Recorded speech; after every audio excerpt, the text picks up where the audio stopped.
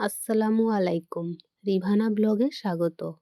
প্রথমেই একটা পেঁয়াজ কুচি, সামান্য টমেটো কুচি, কয়েকটা কাঁচা লঙ্কা কুচি, সামান্য রসুন কুচি, সামান্য আদা কুচি দিয়ে মিক্সচারে একটা মিহি পেস্ট বানিয়ে নিব। তারপর পরিমাণ মতো কড়াইয়ে মিষ্টি কুমড়ো নিব।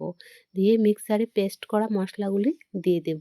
তারপর জিরা ধনিয়ার গুঁড়ো, হলুদের গুঁড়ো, শুকনো লঙ্কার গুঁড়ো, পরিমাণ মতো লবণ, তেল, গা মাখা করে পানি, একটু উঁচু গা মাখা থেকে একটু উঁচু করে পানি দেব। তারপর মাছগুলি দিয়ে ভালোভাবে মেখে নেব। মেখে নেওয়ার পর কড়াইয়ে চাপিয়ে দেব। তারপর পানি কমতে কমতে ভুনতে একটু ভুনা আকার যখন আসবে, গা মাখা ঝোল থাকবে, তখন পরিবেশন করে নেব। এতক্ষণে আপনারা বুঝে গেছেন আমি মরালা মাছ দিয়ে মিষ্টি কুমড়োর ভুনা করছি আজকে।